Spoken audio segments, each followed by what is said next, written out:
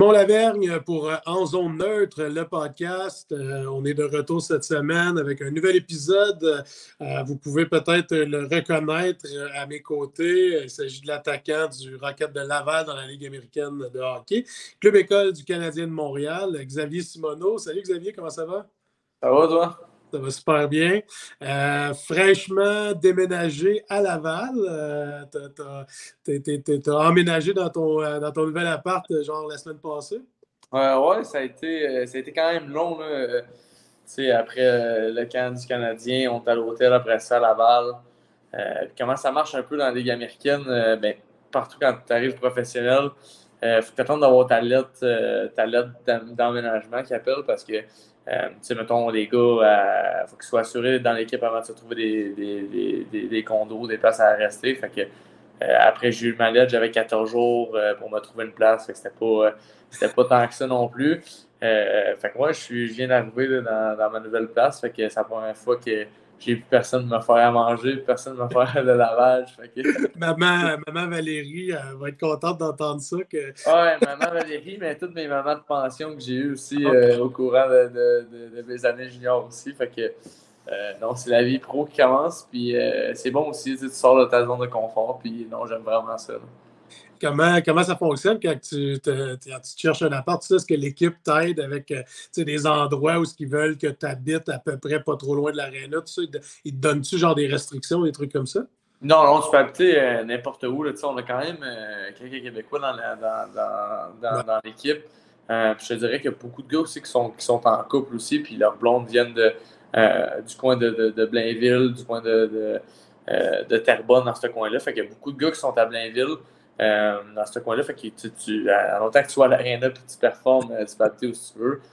Moi, c'est ça, j'étais nouveau aussi, fait que je savais pas trop où m'installer, mais moi, je suis direct en face. Je me suis pas cassé la tête, là, je suis direct en face de la place Belle, là, fait que je peux quasiment y aller à pied, fait que je suis très bien. Là. C'est bon, ça. Je fais ton petit parcours vite fait, Xavier, parce qu'on se connaît, nous autres, mais peut-être que les gens ne savent pas exactement ton cheminement pour arriver à jouer pour le Rocket de Laval.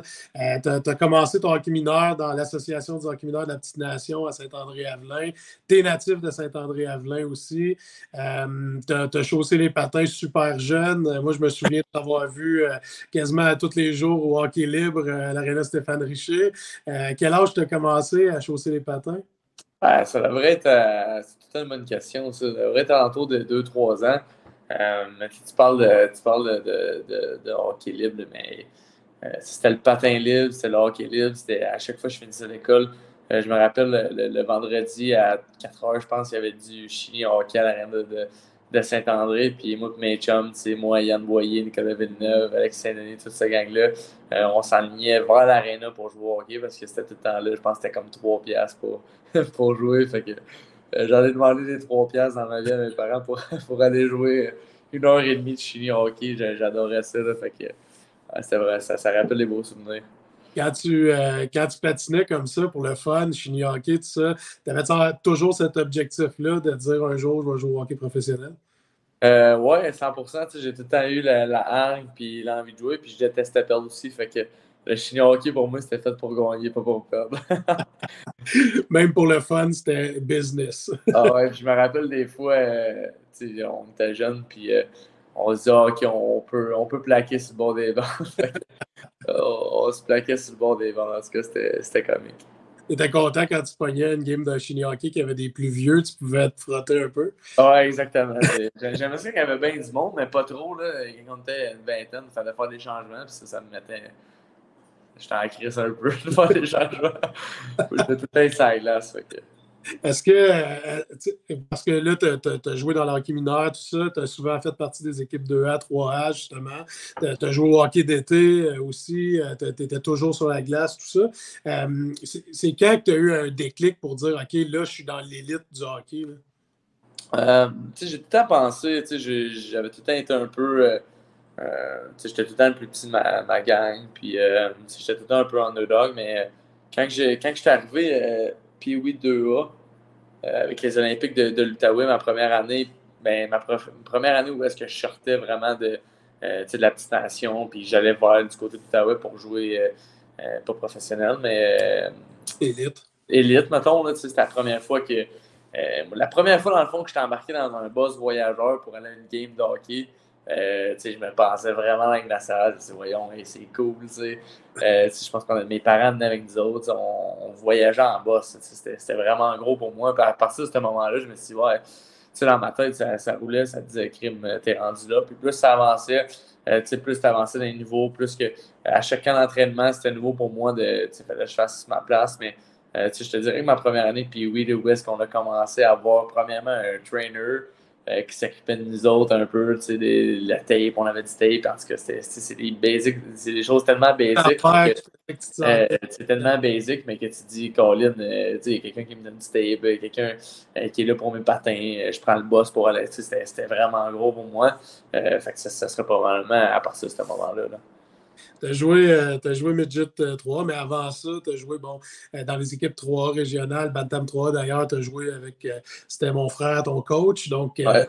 rencontré aussi sur ce parcours-là des coachs, des bons, du monde qui ont participé à ton cheminement, mais tu as rencontré aussi un bon chum, je pense, qui a été un de tes bons coéquipiers, Benoît-Olivier Groux. C'était quoi de jouer avec un gars comme BO là, en montant dans ton parcours élite? C'était quand même le fun. C'était un bon joueur de la région aussi. Fait que, ça a été le fun de jouer avec lui. Puis tu parles de l'année avec ton frère aussi. Ça reste encore gravé dans la mémoire. Puis à chaque année, je revois sur Facebook les buts en shootout qu'on avait, en tir de barrage qu'on avait gagné. On avait tout gagné cette année-là. Honnêtement, ça a été probablement une de mes plus belles années en carrière de hockey. C'était tellement le fun. La gang était le fun aussi. Puis quand tu parles oui, mon pee ça m'a fait penser que j'avais peut-être un talent. Mais cette année-là, d'avoir eu du succès, d'avoir eu des entraîneurs qui m'ont poussé, d'avoir eu des coéquipiers qui étaient le fun à jouer avec aussi, honnêtement, ça fait partie d'un gros plus pour mon parcours. Là. Fait après ça là, on fait ton parcours un peu rapide, mais après ça, tu es repêché par les Voltigeurs de Drummondville. 9e sélection, c'est ça? Ouais, 9e. 9e en première ronde du repêchage de la Ligue de hockey junior major du Québec. Tu t'installes à Drummondville, tu trouves ta place là-bas. Je me souviens de t'avoir vu jouer avec ton garde du corps, Morgan Adams. Ouais. Comment tu décrirais ton passage avec les Voltigeurs? Hey, ça a été 4 années qui ont tellement passé vite, puis quand ça passe vite, parce que tu as du fun, puis tu as eu du plaisir, mais je suis arrivé à Drummondville à 16 ans, tu sais pas quoi, c'est un rêve encore une fois, tu gradues encore, on dirait qu'à chaque niveau, c'est un rêve qui se réalisait. Puis junior majeur, c'était tellement gros pour moi d'arriver là à 16 ans, d'avoir des super bons vétérans. Quand tu parles d'un gars comme, juste Yvan Mongo aussi, qui vient de la région aussi, que j'ai tout le temps suivi, même Midget, fait que j'ai eu la chance de jouer avec. Mais Morgan aussi, qui était vraiment le fun à jouer parce qu'il me protégeait pas mal quand j'avais 16 ans. Mais ça a été tellement le fun d'arriver là à 16 ans, d'avoir Dominique Ducharme, entre autres, comme entraîneur, qui m'a beaucoup poussé. Je suis arrivé à 16 ans, puis j'étais jeune, mais il m'a donné toutes les chances en or. J'avais du temps de glace en avantage numérique, en désavantage à 5 contre 5. J'étais là à toutes les unités. Fait qu'il m'a quand même beaucoup été dans mon parcours. Quand Dominique est parti après ça à 17 ans, on y allait pour la coupe. On avait une solide équipe. Là, notre capitaine, c'est Nicolas Guy. On avait Max Comtois, Joseph Velléno, Nicolas Baudin, Pierre-Olivier Joseph. On avait Rodrigue dans les flits. On avait une méchante équipe. Malheureusement, on a perdu en demi-finale. Mais encore une fois, cette année-là, ça a été productif puisqu'on a fait une long run en série. Puis l'année d'après, à 18 ans, on a tombé en reconstruction. Puis je suis devenu capitaine aussi des Voltigeurs. Fait que pour moi, devenir capitaine d'une équipe junior majeure, encore une fois, c'était un accomplissement pour moi. J'ai eu Steve Hartley aussi pendant 3 années de temps, 4 années, mais 3 en tant qu'entraîneur-chef, ça m'a vraiment aidé aussi de l'avoir. Même encore aujourd'hui, on se parle quand même assez régulièrement. Fait que lui aussi m'a aidé dans mon cheminement. Fait que non, vraiment, Drummondville, j'ai eu beaucoup de liens de confiance, puis j'ai créé beaucoup de choses avec la communauté là-bas. Puis que d'ailleurs, je les ai encore beaucoup sur le cœur, cette ville-là.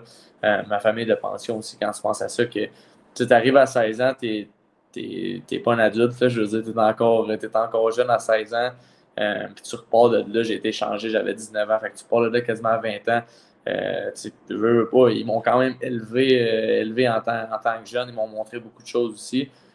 Mes parents, là, dans une année, oui, ils montaient à Drummondville à voir toute ma famille, mais ils venaient me voir quand même, toute ma famille. Mais je passais à peu près 3 mois par année avec ma famille, puis j'en passais le reste, l'autre 9 mois avec ma famille de pension, je veux dire. Fait que c'est quand même un gros cheminement dans ta carrière, de passer 4 ans avec une même famille.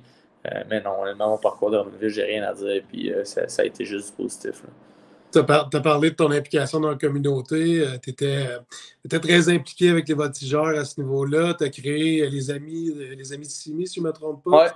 Ouais. Des jeunes qui venaient à tous les matchs, qui pouvaient venir voir les matchs, tout ça. Est-ce que quand tu es parti de Drummondville, ça t'a fait un pincement au cœur ou tu voyais juste le côté hockey là, à ce moment-là? Non, quand j'ai reçu, à Noël de 18 ans, je me rappelle, j'avais reçu, mon agent m'avait appelé, ah, regarde, il y a plusieurs équipes qui te veulent, blablabla. Puis après ça, j'avais parlé avec Steve, puis Philippe Boucher m'a dit, regarde, on a beaucoup d'offres sur la table, qu'est-ce que tu veux faire, blablabla. Puis pour moi, c'était quand même important de rester à Drummondville.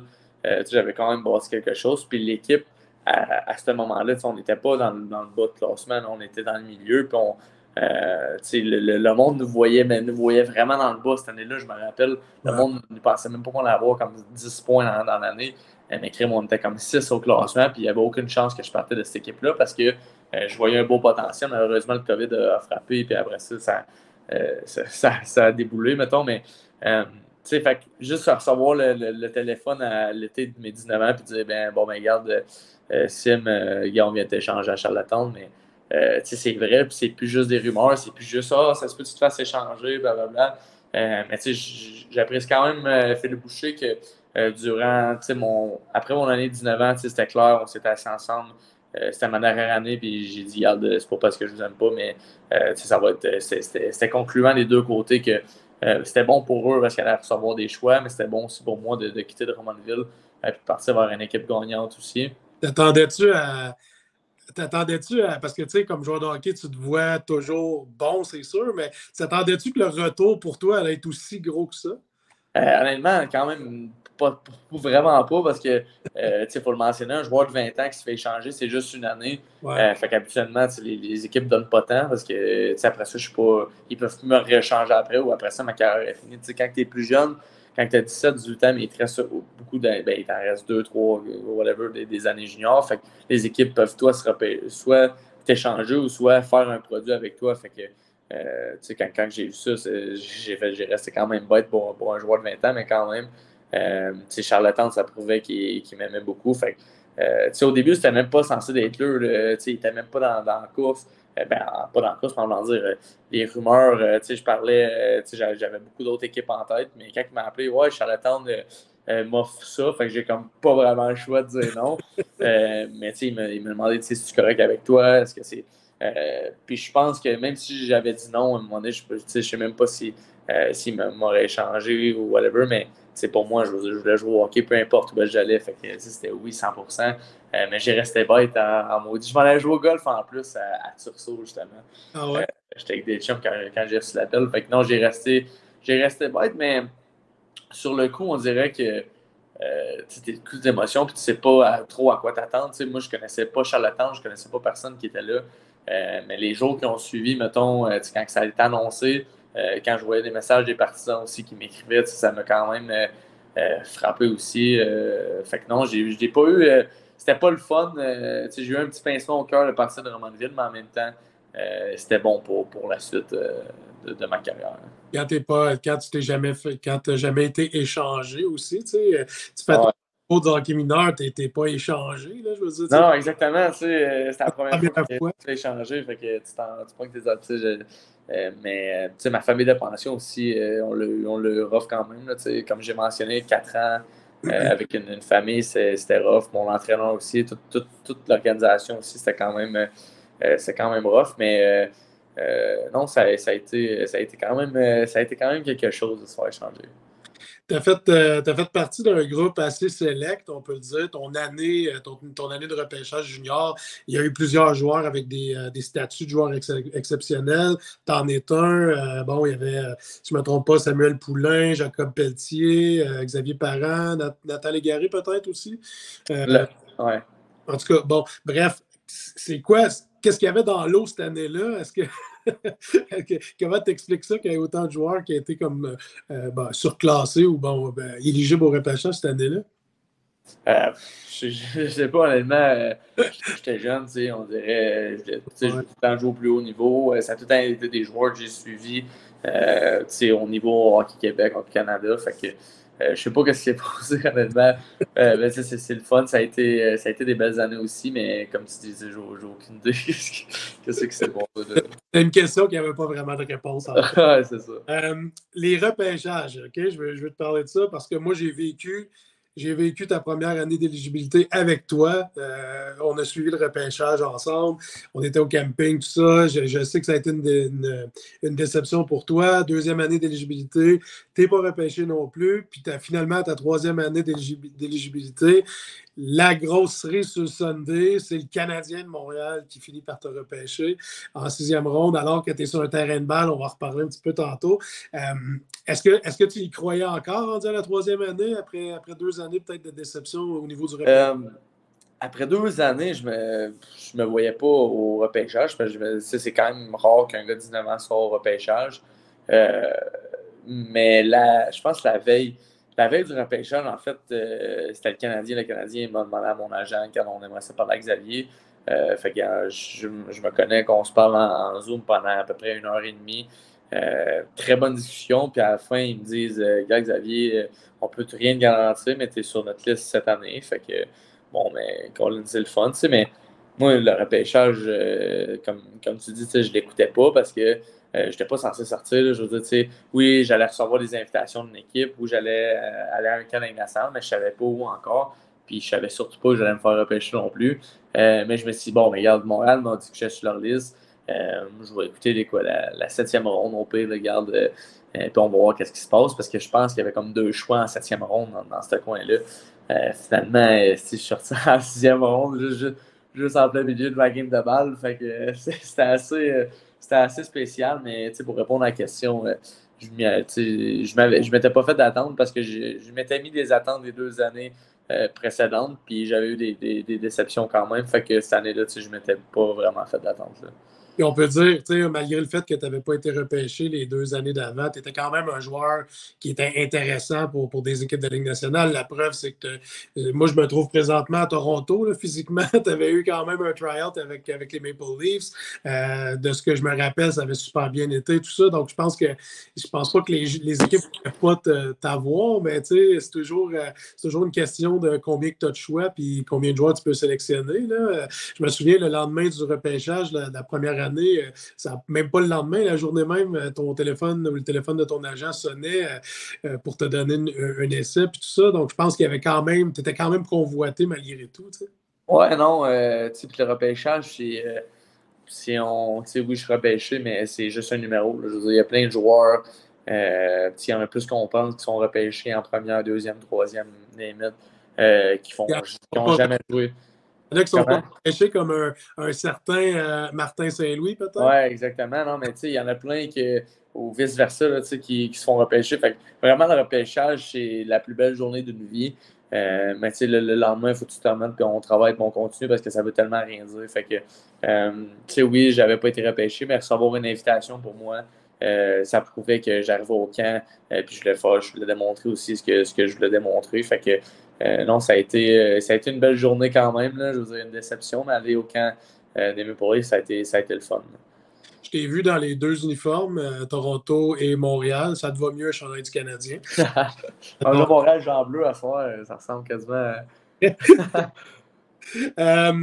Là, tu es ta première saison pro. On arrive cet été, tu as signé ton premier contrat professionnel avec le Rocket de Laval. Premier camp d'entraînement avec le Canadien. Est-ce que là, te connaissant avec ta hargne, ton désir de prouver que tu es un bon joueur de hockey, tout ça, c'était-tu un party pour toi là, quand tu es arrivé au camp d'entraînement puis dire vous allez voir c'est qui Xavier Simoneau? Ouais, puis encore une fois, j'avais aucune pression parce que je m'en allais là. Tu sais, personne parlait de moi encore. Tu sais, j'arrivais un peu par en arrière, puis je sais que ça va être ça tout au long de ma carrière aussi. Euh, Puis non, honnêtement, tu sais, je voulais juste jouer sans pression puis faire ce que Xavier Simon a toujours fait, tu sais, travailler fort, donner son 100%, puis tu sais, utiliser ma vision de jeu, utiliser ma vitesse aussi pour démontrer qui j'étais. Puis ça a super bien été, honnêtement, les matchs inter-équipe aussi. Moi, j'étais pas, au début, j'étais quand même pas censé jouer de match pré-saison avec le Canadien, mais ça a super bien été. Fait que, ils n'ont pas eu le choix de m'en donner une. Puis ça a super bien été encore, fait qu'ils m'en ont donné une deuxième aussi. Fait que ça a été encore une fois les plus belles journées de ma vie. Là, tu sais, quand tu sais, je me rappelle, je patinais le mardi. Puis Alex Burrows il était venu me voir, il dit prépare-toi, il dit on va t'en donner une. Tu sais. Fait que j'étais content, je savais que s'il me disait ça, c'était pas pour rien parce que des fois, tu es là, tu pratiques avec les gars, dans le fond, ça marche. Tu as groupe A, groupe B, il y a deux équipes. C'est tous les vétérans qui sont là, puis il y a quelques recrues, mettons, comme moi, puis ben, comme moi, mais il y en a d'autres aussi, là, des recrues. Mais tu es comme 5 lignes, fait que la cinquième, I guess que mes premières années, j'étais là, mais je jouais pas de match, fait que je me suis dit, je suis sûrement là, dans ma tête, j'étais un peu déçu, je me disais, je vais peut-être pas jouer, mais quand j'ai su ça, j'étais, ok, ouais, ça va être le fun aussi. Puis mes deux games étaient au Centre Bell aussi, fait que Ouais. je pouvais pas mieux tomber que ça de jouer, honnêtement, c'était vraiment le fun. Dirais-tu que c'était ça ton objectif quand tu es arrivé au camp, de juste faire une bonne impression, puis comme ça enlevait toute la pression possible que tu peux te mettre sur les épaules? Ouais, ouais, je voulais faire une bonne impression, mais un de mes objectifs aussi, c'était vraiment de jouer une game hors concours. Là. OK. L'année passée, j'avais joué le match rouge contre blanc, mettons, au Centre Bell, c'était vraiment le fun. Mais mon but, vraiment, c'était, OK, je suis ici, mais je veux pousser pour essayer d'avoir au moins une game. Là, une game au Centre Bell ou une game dans la Ligue nationale, parce que je veux dire, c'est une vraie game. Là, je veux dire, la game contre Toronto, Matthews, Marner, il était tout là. Fait que, Ouais. c'était des vrais, pour moi, c'était une vraie game Ligue nationale. Fait que mon but, c'était vraiment de pousser pour le faire. Puis je l'ai fait 2 fois. Fait que c'était le fun. Là, tu arrives à Laval, tu avais déjà signé un contrat, mais il y a quand même encore des preuves à faire, j'imagine. Ton poste n'est pas assuré malgré le fait que tu as un contrat. Est-ce que tu t'étais dit non, ça ne me tente pas d'aller jouer à Trois-Rivières, par exemple? Honnêtement, Trois-Rivières n'était vraiment pas dans mes plans. Même encore aujourd'hui, je suis à Laval pour y rester, mais pour monter aussi. Là. Je suis pas à Laval pour y rester puis descendre, mettons. Là. Trois-Rivières, présentement, j'y pense même pas, puis je veux pas non plus y penser. C'est ça ce qui me prouve aussi de juste pousser puis de performer à chaque match. Quand tu arrives recru dans la Ligue américaine, faut que tu fasses ta place. Il y a des vétérans qui sont là. Il y a d'autres jeunes aussi qui poussent. Présentement, je te donne une idée, on est encore 15 attaquants à l'attaque. Fait que ton spot n'est jamais confirmé dans l'alignement. Tu peux sortir une coupe de game aussi. Fait que c'est de rester dans l'alignement puis de continuer à performer. Là. C'est comment, puis ça, c'est une question qui vient d'Olivier Maurice sur Facebook. Comment tu as trouvé ton adaptation justement à la Ligue américaine? Est-ce que tu considères que ça t'a pris comme un temps particulier avant d'être vraiment à l'aise puis d'avoir tous tes repères ou ça a été. Ouais, non, honnêtement, je ne mentirais pas que ça m'a pris trois games, mettons. J'aimais pas mes games. Je trouvais ça vite un peu. Je m'en mettais beaucoup sur les épaules. Je me disais, bon, mais essaie de faire ci, essaie de faire ça. Mais je te dirais que la game 4, je pense qu'on était sur la route. Puis je m'étais fait scratch cette game-là. Je m'étais fait mettre dans les estrades. Puis j'avais parlé avec GF un peu, l'entraîneur, on a fait beaucoup de vidéos. Puis il m'avait juste dit de relaxer un peu, de regarder la game dans les estrades. Puis je te dirais que regarder la game dans les estrades, on dirait que j'étais focus à la game tout le long. Puis je me disais, tu peux spotter les places que tu as plus de temps, tu peux spotter de. Fait que ça slow down un peu la game. Puis depuis ce temps-là, je suis plus sorti de l'alignement.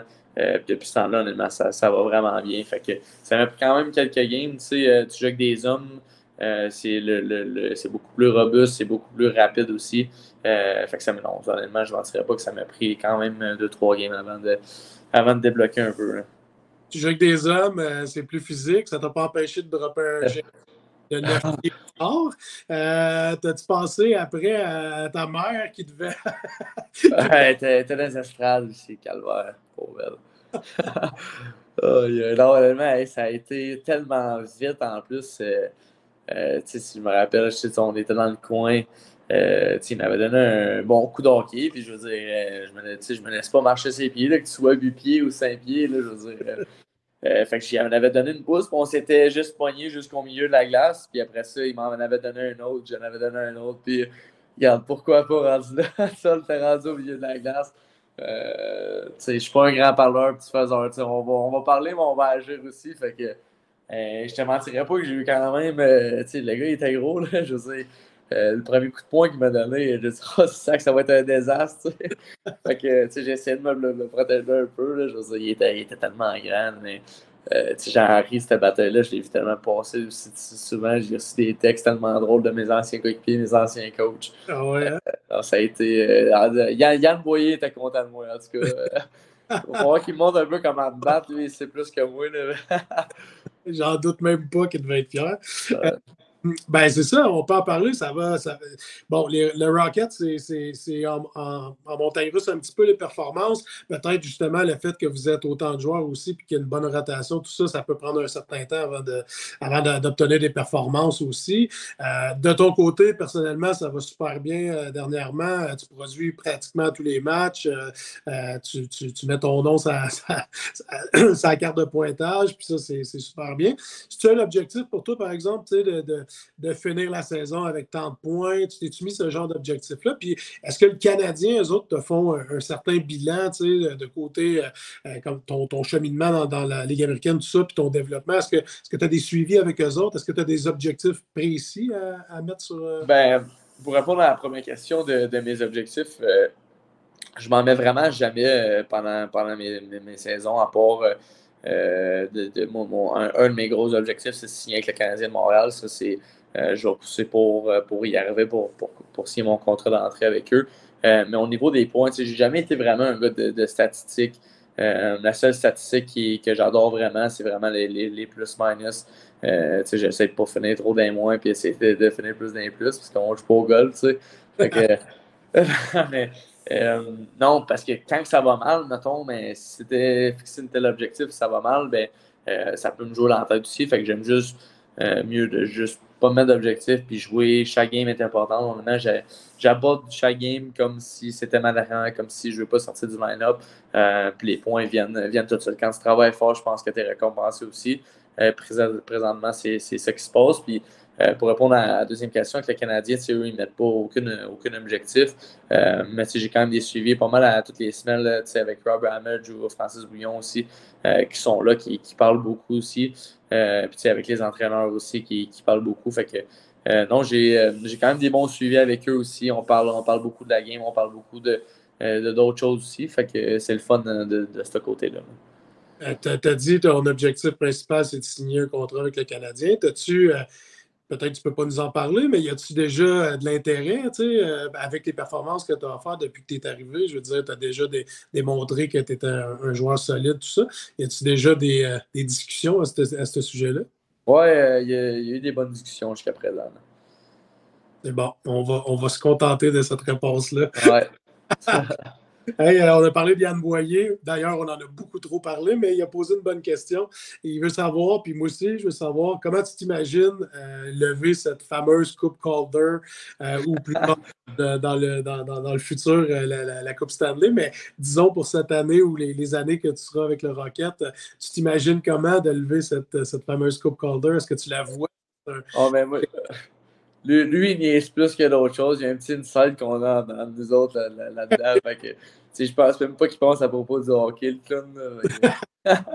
Non, mais honnêtement, c'est sûr que ça serait le fun. Là. Je veux dire, surtout qu'elle m'a glissé dans les mains l'année passée avec les Highlanders. Fait que, mais quand tu joues au hockey, tu veux soulever la coupe à chaque année. Fait que je m'imagine pas trop comment. Là. On va checker ça rendu là. C'est bon, sachant qu'il y a un inside là-dedans, on ne mettra pas trop le cap là-dessus. On a déjà trop parlé d'Yann Boyer dans cette podcast. J'ai une couple de petites questions en rafale pour toi, Xavier. Premièrement, pourquoi le numéro 81? Parce que j'aime les Hells Angels. Mais non, ouais, honnêtement, j'étais arrivé midget à 14 ans.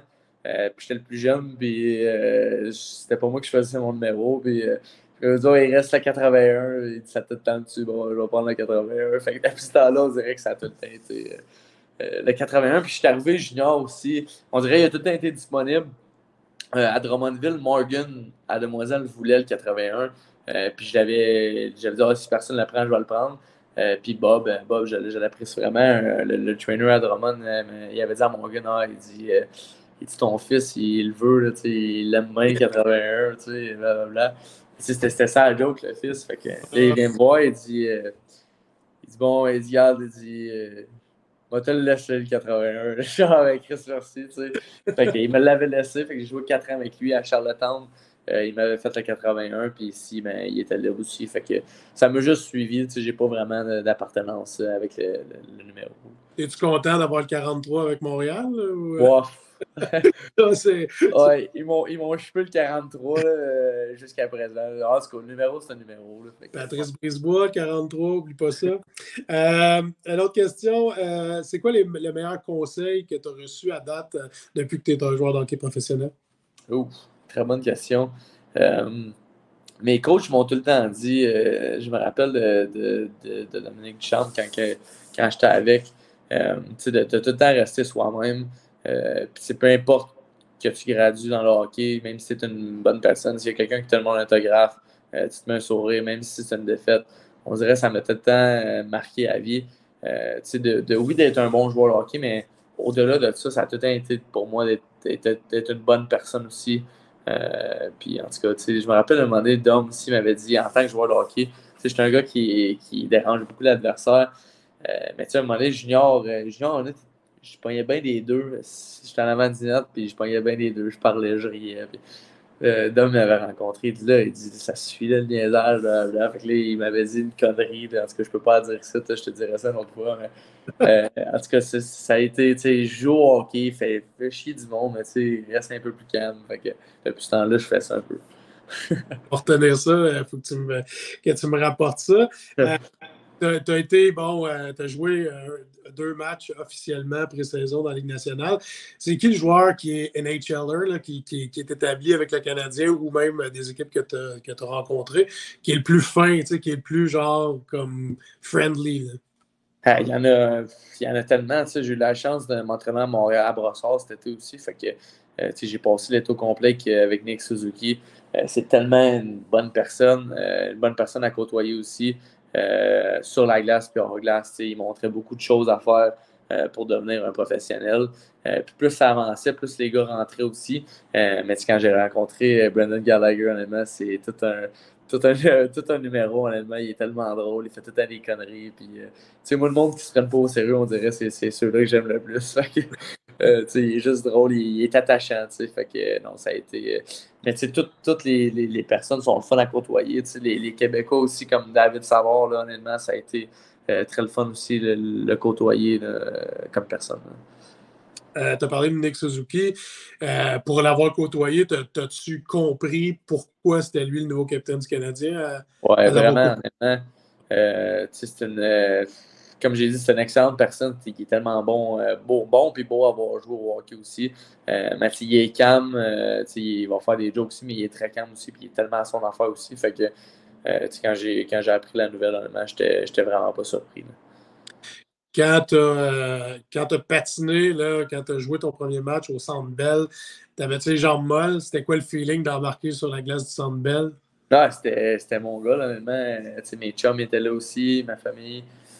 C'était vraiment incroyable. Là. Quand tu embarques sur l'aréna, j'allais voir des matchs probablement à chaque année du Canadien. Puis la toune, quand tu embarques, Fix You, là, je veux dire, Fix You moins longtemps, là, je veux dire, j'en avais des frissons, honnêtement, tu l'entends, tu embarques sur la glace. C'est juste magique. Puis j'en parle encore aujourd'hui, puis j'en ai encore des frissons.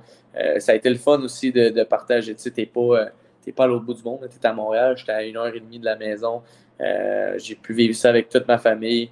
J'ai pu vivre ça aussi avec tous mes meilleurs chums aussi, honnêtement. Je ne vais pas demander mieux.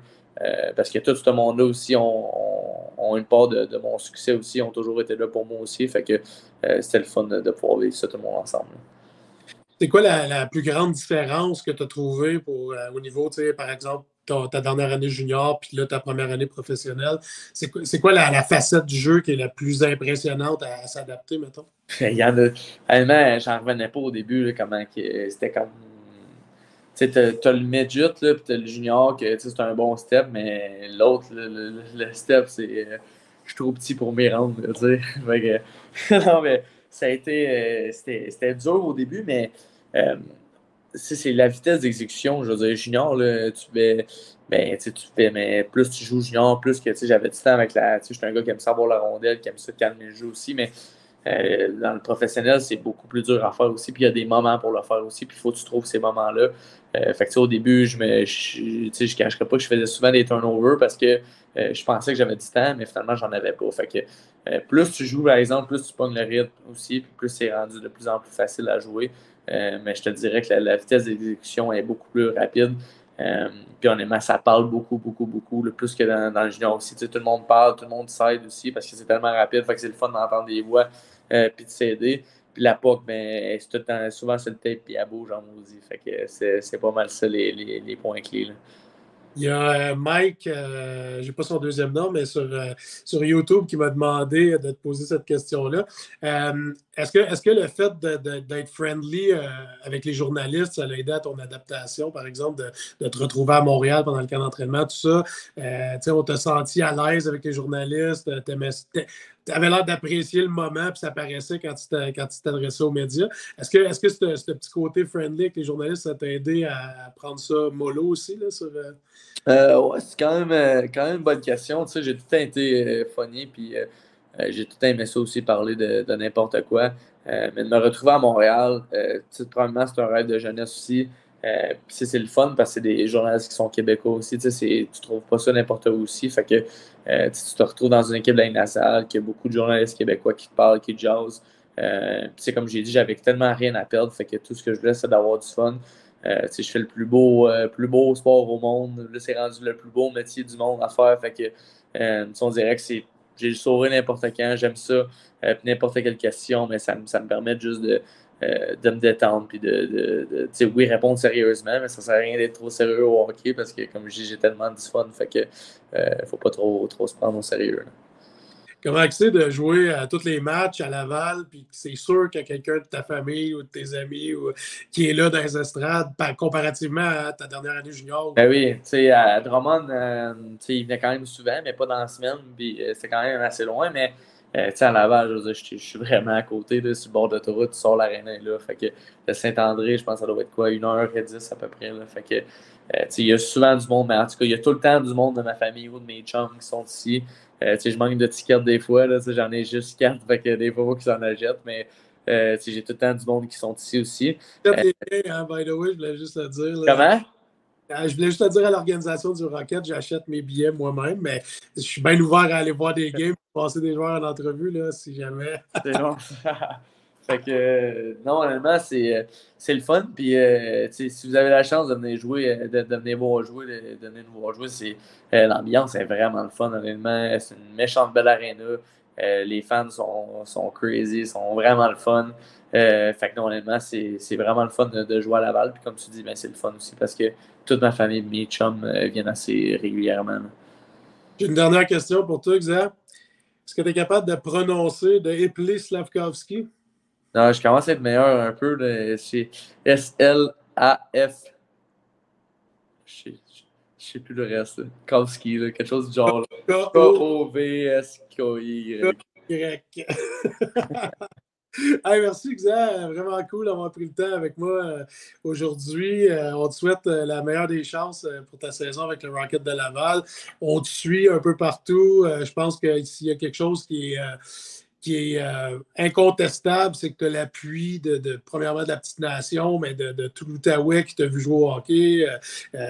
On voit souvent passer sur les médias sociaux des mots d'encouragement pour toi, puis tout ça. Je pense que le monde sont contents de te voir là, sont contents de pouvoir aller t'encourager pas trop loin de la maison, puis tout ça.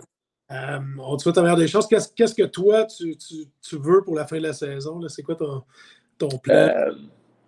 Gagner un peu plus, peut-être. On a quand même un début de saison qui est rough. C'est quand même dur sur le moral des gars, mais on joue pas mal non plus. On est là à chaque match. Fait que c'est juste de recommencer à avoir la confiance en tant qu'équipe et de recommencer à gagner aussi.